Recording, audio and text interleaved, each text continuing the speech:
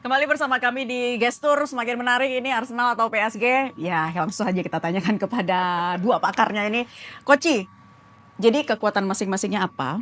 Dan siapa yang akan lebih menguasai lini tengah nanti? Kalau kita bicara di tengah, gue unggulkan PSG. Tapi Arsenal lebih kuat di belakang. Oke. Kalau lini depannya, gue bilang PSG akan unggul di tengah dan di depan.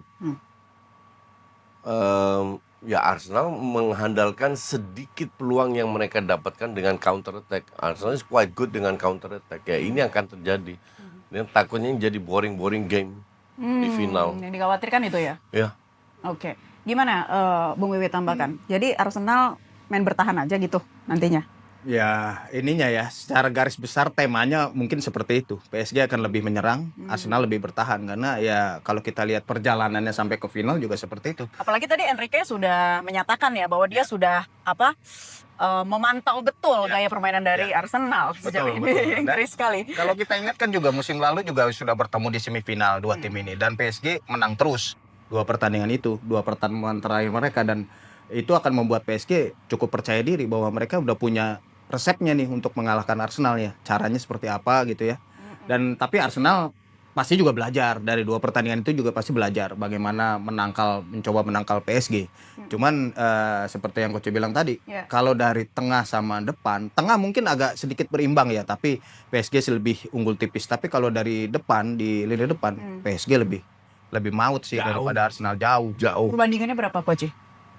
Arsenal ini depannya kalau gue bisa kasih nilai ya mungkin 6, PSG 12 dari 10. Terus gimana dong strategi Arteta? Lini depan ya berharap bahwa pemain depan PSG nggak sedahsyat itu tak penampilannya. Itu aja yang bisa diharapkan oleh pemain belakang Arsenal. Tapi kalau namanya 3 pemain itu tampilnya gila, selesai. Beneran selesai, nggak ada yang bisa menghentikan tiga pemain itu kalau tampil dahsyat. Penyerang-penyerang sayap yang super cepat di PSG sering melakukan apa tuh katanya tusukan tak terduga. Ya. Silakan mungkin bisa ditambahkan. Kecepatan serangan balik mereka ya luar biasa, dan bukan cuma penyerang. Kita ingat di kanan ada Hakimi, back sayap mereka. Jadi mau kiri kanan, kiri ada Kvaratskhelia, di kanan ada Hakimi. Pusing semua lawannya PSG itu pusing. Ada Doué. Ada Doué juga, ada Barcola juga kalau nanti dimasukkan gitu ya. Dembele juga bisa main di sayap gitu. Pusing ini di sektor sayap tuh Arsenal, saya pikir harus benar-benar konsentrasi di situ. Karena Kvaratskhelia udah membuktikan dia nggak bisa dihentikan sama siapa-siapa. Bayern Munchen juga nggak bisa ngentiin pemain ini. Dia lagi top form gitu, di knockout udah nyetak 7 gol si Kvaratskhelia ini. Ini sumber masalah Arsenal yang utama tuh ini, bagaimana menghentikan aliran bola dari sayap gitu. Karena ya itu tadi Kvaratskhelia, kemudian juga Hakimi, bahkan dua wingbacknya kirinya juga bisa maju. Di sebelah kanan juga tadi Doué juga bisa bertukar posisi sama Hakimi, pusing gitu. Jadi mungkin satu orang aja nggak cukup yang untuk menjaga sisi sayapnya Arsenal, pertahanan sayap. Mungkin harus di backup sama gelandang bahkan ya. Karena di tengah, dua back tengahnya itu jangan sampai hilang gitu, jangan sampai keluar dari posisi karena bahaya gitu. Sebagai The Gunners Coach, tambahin dong apa nih yang harus Arteta lakukan untuk menangkal Arteta otaknya limit. Nggak sepinter Enrique. Dia nggak punya plan B, plan apa. Plan B-nya cuma ya bertahan dan counter attack. Kalau Arsenal saat naik ketinggalan, PSG agak mundur dikit. Arsenal pegang bola, nggak akan berubah, mainnya gitu-gitu aja. Pegang bola ke depan, ke belakang, gitu-gitu aja. Karena Arsenal tidak punya pemain yang memiliki skill individu kayak PSG. That is the problem. Harus mengandalkan, kalau seandainya Odegaard tampil luar biasa kayak 2-3 match terakhir, nah di situ mungkin bisa create peluang. Jadi peluang ini dari kombinasi.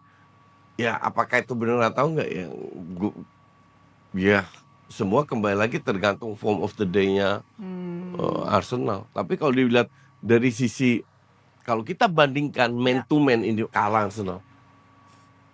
Bener, kalah Arsenal, kalah kualitas. Head to head ya. Ya itulah kenapa gue juga salah satu kritikan gue terlalu lu keluar 1,5 1,2 miliar pounds, bukan euro, pounds, tapi beli pemain abal-abal semua, banyak yang overpriced dan overrated. Kita simak Ya, siapa saja pemain kunci kedua tim? Kita bahas dari kiper sampai lini depan. Ya, dari Matvei Safonov versus David Raya. Kita akan mulai dari bawah Mister dulu nih. Gimana? Kalau dari Bung Wiwit dulu deh. Ini mungkin salah satu lini di mana Arsenal bisa unggul dari PSG. Karena David Raya ini udah jadi kiper inti beberapa musim terakhir. Safonov ini sebetulnya bukan kiper inti proyeksinya. Karena kiper intinya itu Chevalier yang baru direkrut dari Lille di musim panas kemarin. Tapi Chevalier kemudian tampil jelek dan akhirnya diambil alih posisinya sama Safonov gitu ya.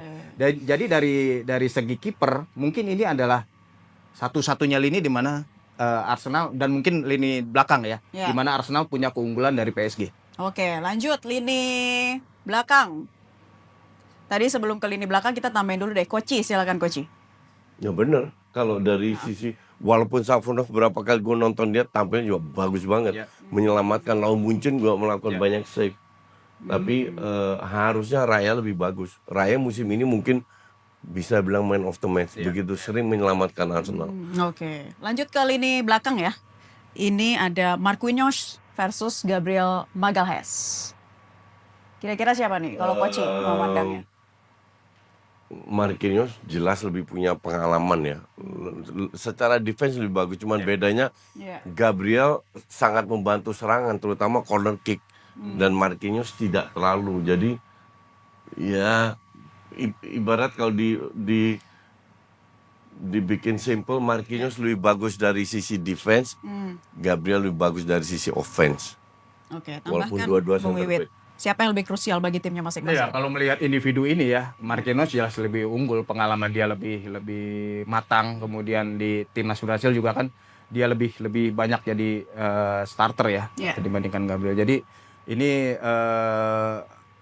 PSG punya keunggulan dari segi individu ya. Tapi kalau dari sistem barangkali Arsenal bisa bersaing lah untuk lini belakang karena Gabriel, kemudian William Saliba, terus siapapun nanti yang jadi back sayap itu udah.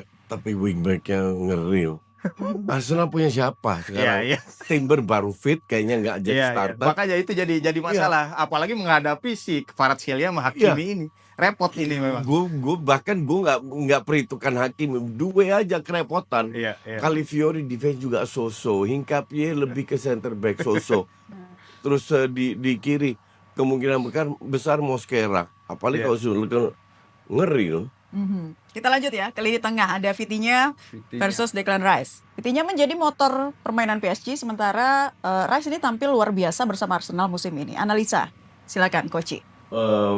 Ya, Declan Rice salah satu pemain yang konsisten, tapi ini juga bukan pemain yang bisa memecah kebuntuan pada saat Arsenal stuck dengan kreativitas.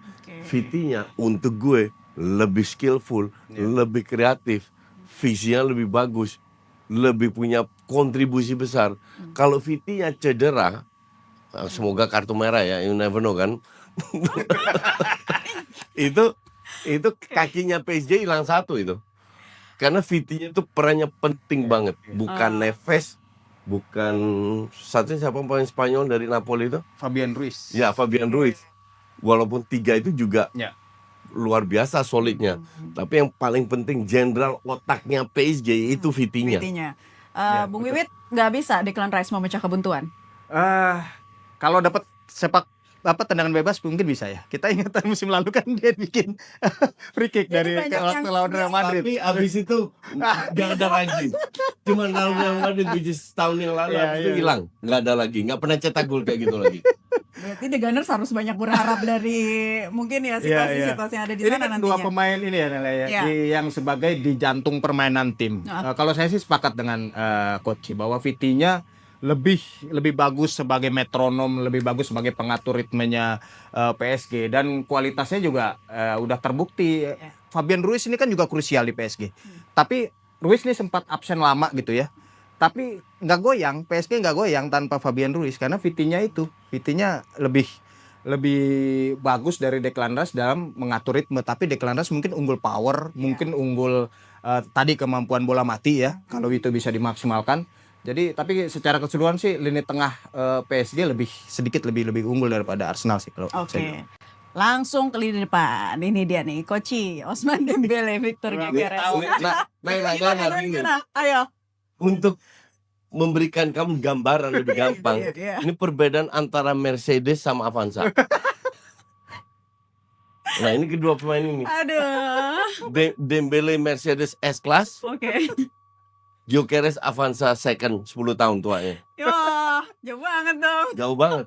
Astaga. Bener-bener jauh banget bumi dan langit. Bener-bener bumi dan langit. Dari segala segi. Dari speed, dari skill, Iya. dari sisi up, dari segala segi. Makanya bedanya Mercy dan Avanza.